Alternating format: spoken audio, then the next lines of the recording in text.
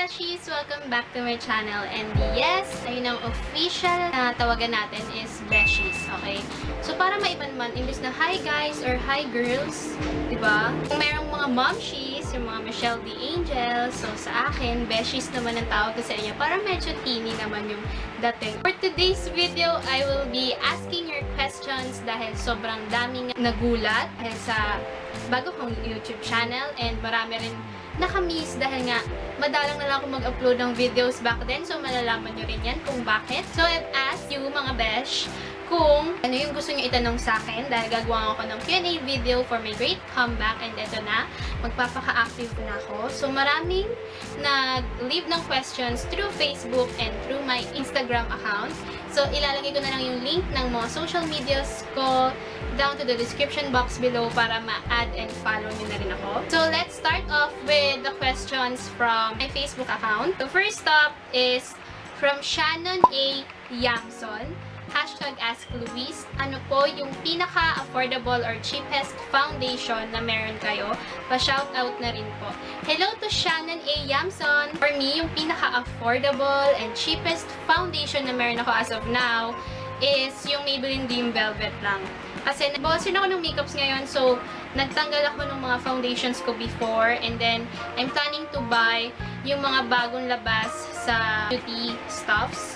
Yun yung bibilin ko. Kaya ang natira na lang is yung Maybelline Dream Velvet. And sobrang ganda nung coverage nun para sa akin. Hindi siya ganun ka ganda when it comes to oil control. Pero pag nag-oil kasi sa inyo yun, para na lang siyang magiging dewy finish. Kaya yun yung gusto ko sa kanya. Hindi yung bumukhang mantika talaga yung mukha mo. Dewy finish lang yung finish niya. Ang gulo nun kapag nag-oil up sa'yo. So yun. Lady Friends Darl, have you ever been cyberbullied? Paano mo ito na-handle? Okay, back to my old YouTube account, maraming nagsasabi sa akin doon and I think of it as a cyberbullied kasi minsan may mga comment na na-offend talaga ako, sobrang na-offend ako, parang tinatanong ko sa sarili ko na totoo ba yun? Yung mga sinasabi nila sa akin na hindi ako magaling, ganun, parang totoo ba talaga yun? Parang nakaka-down. Yun yung experience ko when it comes to cyberbullied, yung mga negative comments when it comes to my YouTube videos before. And na-handle ko siya as a way of accepting it na lang and making me more better dun sa mga sinasabi nila. Kanya sasabihin nyo ako na hindi ako magaling sa ganyan. So, gagamitin ko yung sinabi nyo as a strength para mas ma-improve din yung pagkatao ko or as a YouTuber. Iris Althea Molbog, ano po mga filming equipments nyo? Okay, basics. Tripod, camera, of course laptop, para may pang-edit tayo. And lighting ko is just a lamp. Okay? Maniwala kayo sa hindi, ayun pa lang ang lighting ko. Which is gusto kong mapag-ipunan this year para naman hindi na ako mahihirapan dahil hindi nyo alam kung paano mag-transform tong kwarto namin para maging maayos yung mga videos ko. Meron akong backdrop here. Ayun lang yung filming equipments ko.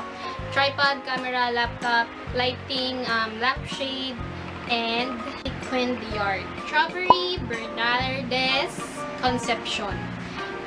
#AskLuis, what was the most embarrassing moment of your life? Lots of love, gorgeous. Thank you so much, Strawberry. Ang cute ng name mo.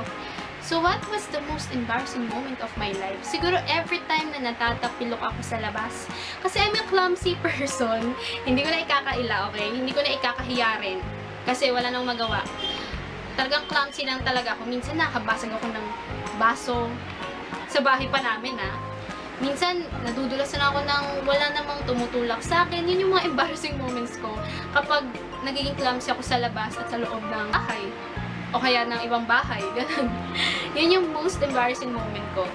Next question is from Nicole Chan. What is your favorite drugstore makeup and why? Okay, ito yung kakaila to. I'm a Maybelline girl. Kasi sobrang affordable niya. Kaya, tsaka mas pina-affordable pa nila kasi alam nilang yung mga buyers nila is mga college students, ganyan. So, mas dumami yung mga makeup brands nila na sobrang affordable lang at swak na swak sa budget. So, that is my favorite drugstore makeup. Maria Vanessa, what's your on-the-go makeup products? So, my on-the-go makeup product is yung Maybelline Super Fresh. Hindi talaga ako mabubuhay kapag wala yun sa makeup kit ko.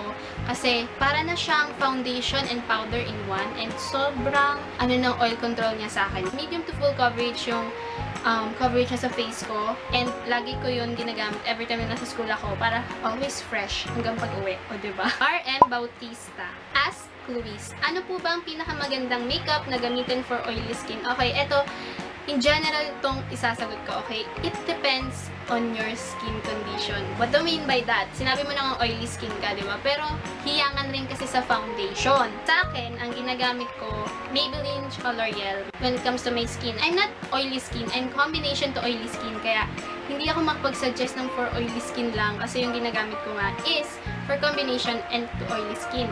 If I were you, RM, or kahit sa lahat, try to test the product on your face. And huwag rin kayo bibili agad, even though may nakikita ko sa YouTube na, ay, pang oily skin yan, ganyan. Kasi it depends din talaga sa skin natin, sa skin condition.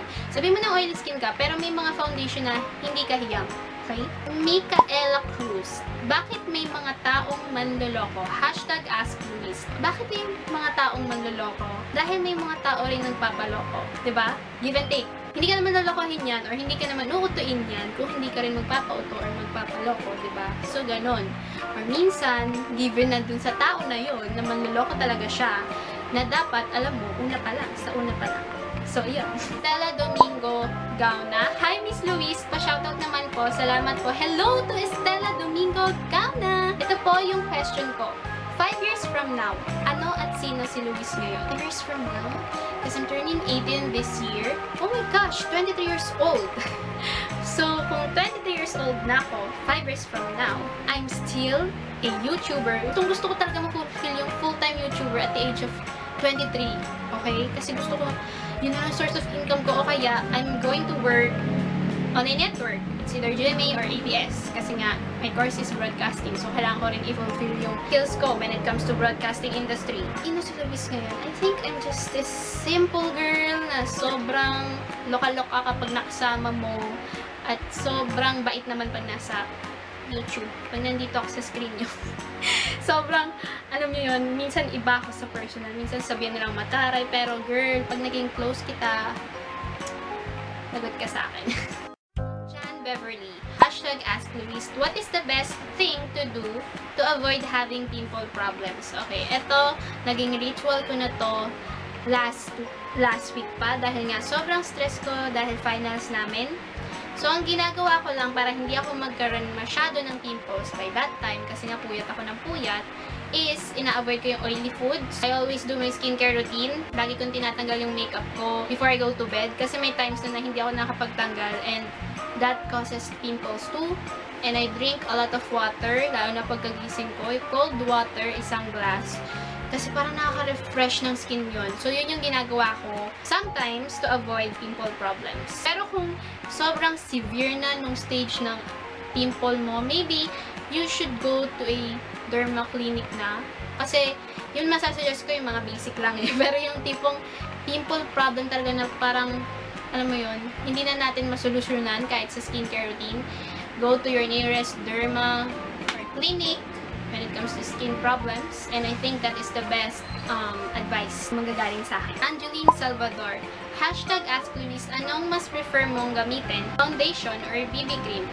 Okay, when it comes to weather, kapag sobrang init talaga, I prefer nga to use powder foundation lang eh. Pero kung mainit talaga, I prefer to use BB cream. Kasi kung gusto mo lang ng light to medium coverage, BB cream talaga. Pero pag foundation, ginagamit ko lang siyang pag-shoot ako. As of the moment, ang ginagamit ko is yung L'Oreal Infallible. And kapag may mga event, doon lang ako nagpa-foundation. Pero pag, alam niyo yun, pag simpleng gala lang, it's either powder foundation or BB cream. From Patricia Datul, anong BB cream ang nagustuhan mo na affordable, na di nagka-clog yung pores, tsaka di nakaka-break out? Okay, yung nagustuhan kong BB cream na affordable and di nagka-clog ng pores, tsaka di nakaka-break out, it is from Fashion 21, yung 2-in-1 BB cream nila. Yung merong concealer plus BB cream. Kasi ang ganda nun, tas ang dali niyang mag-set sa akin. And may tea tree siya. Naaamoy ko dun sa concealer eh. So, ayun, yun yung pinaka-favorite kong BB cream before. From Brenda Embes. Anong nangyari sa dati mong YouTube channel? Ito na nga, Bes. Ito na, Beshi. Nahack kasi siya. Nahack siya last January. What a great start for 2017, diba? Nahack siya. I admit na may kasalanan na ako doon kasi na-scam ako ng isang email and ayoko nang balikan. Pero doon nag-start nung paano na-hack. May nag-email sa akin then I've started to click the link, tapos may sinend siyang code sa akin through Google, and then wala na. Nasa kanya na yung channel ko before. Medyo nagdrama ako ng konti. Umiyak talaga ako kasi sobrang dami ko ng subscribers doon and namimiss ko na rin sila. Kaya ako, nagbe-bring back na yun. Binabalik ko yung aking essence sa YouTube. Ayan. And right now, mas okay naman na kasi mas nagustuhan ko yung YouTube channel ko ngayon kasi sobrang daming likes. So think na, alam mo yun, medyo okay na rin yung videos ko. Alam ko na yung hindi ko dapat na ipakita or gawin or sabihin pa. And medyo nag-improve na ako. I promise you guys. Julian Kite Ramirez. Lalabas ka ba ng bahay kahit walang makeup? Yes! I always do that. Pag wala namang occasion, kunyari, mamalengke, may bibilin sa labas. Yeah! Nagagawa ko pa rin naman siya as of the moment. Next question is from Nika Ocampo. Hashtag Ask Luis. Hi, Ate Luis. Sino pong mga Pinay-YouTuber ang palagi niyong pinapanood? And anong favorite mo pong local makeup brand? Okay, dun na tayo sa first question mo, Nika. Yung lagi kong pinapanood, syempre, that two girls na nag-inspire sa akin para gumawa ng YouTube channel is si Miss Ann Klotz and si Miss Saint Yoko. Ay, girl. Ay, nako, best. Grabe. Sila yung una kong pinapanood back then, up until now, na hindi pa rin ako nagsasawa sa kanila. Ewan ko kung bakit. Sobrang sila yung nagpapa-uplift ng confidence ko before, and mas dumami na ngayon. Yung mga nadagdag sa mga inspiration ko is si Miss Anna Kay, si Shex Diary. Sobrang ganda ng mga vlogs niya. Parang gusto ko na uli mag-vlog, pero pinag-iisipan ko pa. Si Michelle D, lalo na si Michelle D, ay nako, mga momshies, mga Michelle D Angels, ayan, lagi kong pinapanood. Sobrang natuwa ako, and may bago akong kinaadikan when it comes to beauty stuffs and vlogs as well. It is Miss Chris Lumagi. Oh my gosh. The JK Vlogs. I really love those. Lalo na yung kapag may nilalagay siyang mga songs. Sinesearch ko rin agad sa YouTube, and nakakaraos din naman ako nasa search ko habang pinapakinggan ko yung lyrics. Lalo na yung intro nila, sobrang LSS na ako dun. Like, welcome sa inyong lahat dito sa aming channel. Huwag kalimutang mag-subscribe para lagi kang notified. Kami si Justin at si Chris. Ito ang aming simple life. Nood at comment down below. Please share and like this video. Ano pong favorite mong local makeup brand? Okay, kung local, Everbilena. Nag-level up na yung Everbilena, girls. Nakikita ko yun kasi sobrang dami rin nilang bagong products na gusto kong itry. And I hope, as soon as possible, matry ko na sila. Kasi nga, wala, na-excite ako for them. Ang dami nilang nilalabas na bagong lipstick. I think meron silang ring waterproof lipstick. Gusto ko yung matry talaga. So, we'll see. And that is my favorite local makeup brand. Next question, hindi ko talaga to, is from Ishang Okasaki. Sis Isha, subscriber ka rin yan back then sa old YouTube ko, YouTube account ko. So, ang tanong niya, may bala ka bang mag-boyfriend? Okay, let me tell you a short story. Kaya rin ako nawala sa YouTube, even though meron akong bagong YouTube channel, which is this one, Luis Esper, is because I've been involved and nagkaroon ako ng suitor. And, alam mo yun, sometimes things don't work out. Kaya, ayun. Balik ako dito. Siyempre, kailangan ko kayong makausap, di ba? Kung gusto nyo pa ng more detailed about this stuff, just comment down below what happened, okay? Masaya to. As in, masaya to. What happened? Okay, yun. Kung gusto nyong malaman yung full story about this. Pero for now, kung may balak ba akong magka-boyfriend, I will just wait again. Diba? Hindi ako maghahanap. I'll just wait for the right guy. Okay, next is from Instagram na. Instagram na tayo. So, first question is from Potato Prettiest. Ang cute! Do you have any weird habits? Yes, I have weird habits. Hindi ko lang alam kung napapansin to ng families and friends ko. Sometimes, I do baby talk. Dahil na kapag ganyan, pag-post ko yung tao, like, you eat na ba? Ganyan, like, oh my gosh, ganun. You know what? I'm so pretty. Ganon. That is my weird habit. Depende sa kausap ko. Bro, and Haba nun, daming A.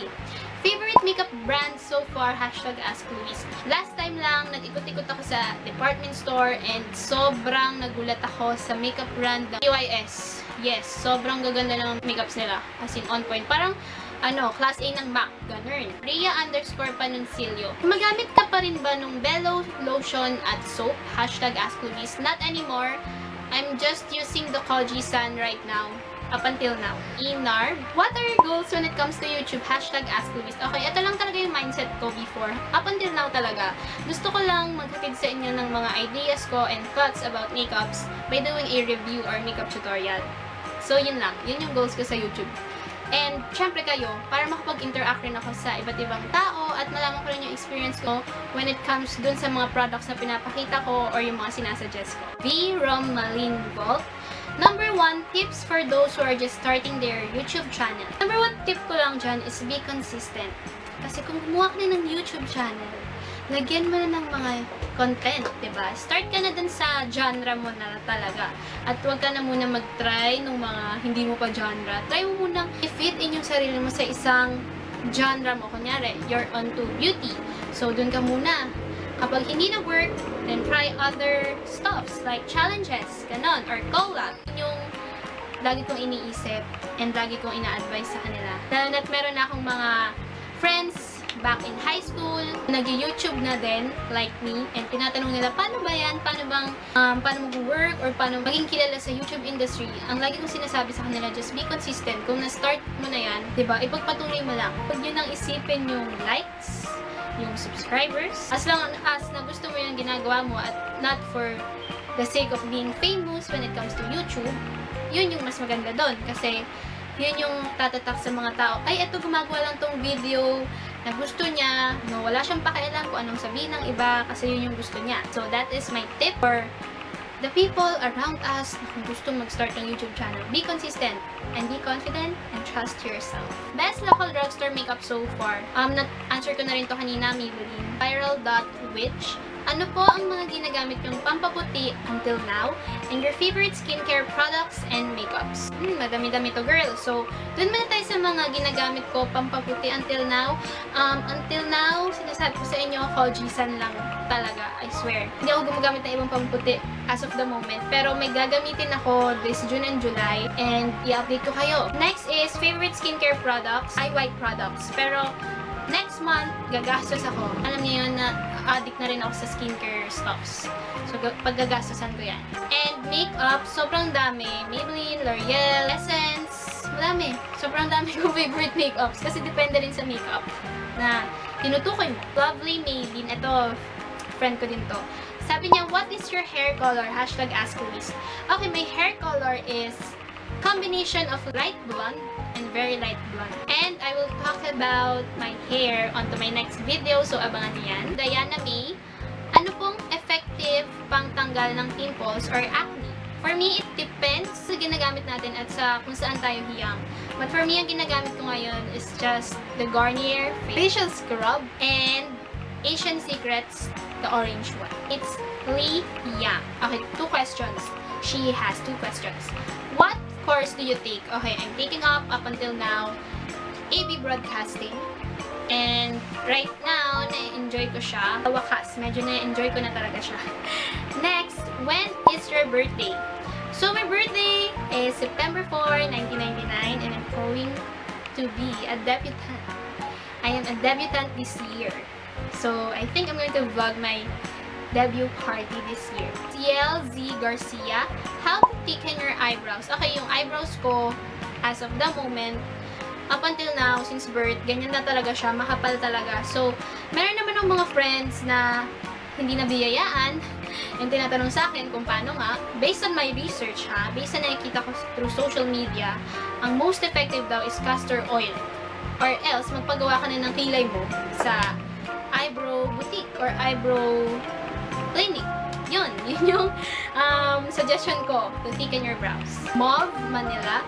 Gusto ko po maging vlogger tulad niyo po sa YT. Kaso yung tatay ko po, ayaw. Yung mom ko, okay lang sa kanya. Meron po ba kayong maa-advise? Thank you, Ate Liz. That is a tricky question. Kasi your parents Yung gusto niya, yung mom, gusto niya, okay lang sa kanya. Pero yung dad mo, ayaw niya. So, ang advice ko lang sa'yo, best, kung ano yung gusto ng puso mo or utak mo, gawin mo, okay? For now, I think hindi niya naiintindihan yung essence nun. Kasi nga, for sure, ang point niya dyan is nag-aaral ka pa, marami ka pang obligations, pero gawin mo yung mga bagay na yun kapag free time mo lang para wala siyang masabi, and when the time comes na naging successful ka na, for sure marirealize niya na rin yan. Kaya kung ako sa'yo, ituloy mo na lang, girl. So, yan yung advice ko sa'yo. _starlight, JD or Katniel, best! Best! Itinatanong pa ba yan? Syempre, JD na, si James Reid, oh my gosh! JD na JD fan ako, I swear. Next question is from _starlight again. Best foundation na high-end and mura. Tig-isa lang ha. So, for high-end, wala pa akong natatry. Kasi nga, I'm a drugstore beauty din. So, wala pa. Marami akong nakikita sa internet na sinasuggest nila na magandang foundation na high-end. Pero, I think it's worth to try. Yeah. Ngayong year, gusto ko i-try mga high-end foundations para naman lumevel up tayo kahit konti. So, ang masasuggest ko lang sa'yo is yung mura. Try the L'Oreal Infallible. Yun yung ginagamit ko right now, and parang wala akong foundation. Sobrang matte niya.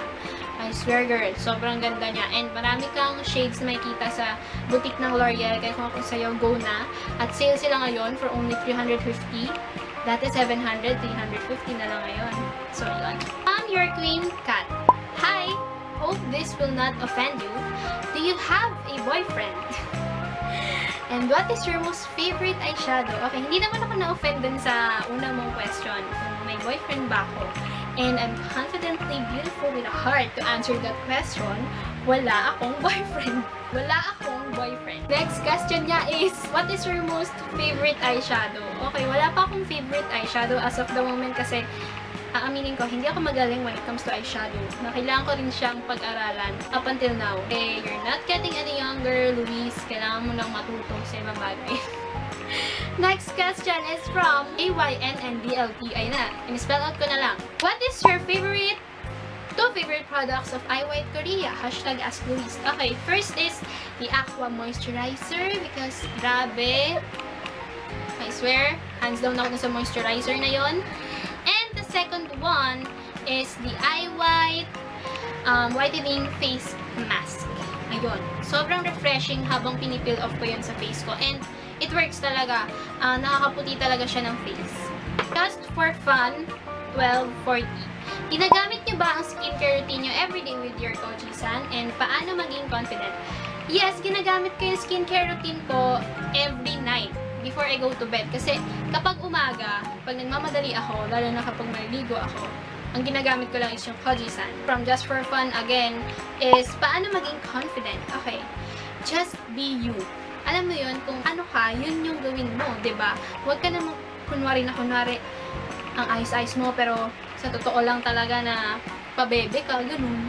Maging totoo ka lang sa sarili mo, and that's how you'll be a confident person, or a confident one. So that's it for today's Q&A video. I hope you like this video, mga best. And comment down below again your questions and yung pinapagawa ko sa inyo if ever na interested kayo malaman yung particular story ko about that. Just comment what happened down below. And that's it. Thank you, mga best, sa panonood. Hit this video a thumbs up. Huwag na kayo mag-dislike, please lang. And I'll see you in my next one. Bye!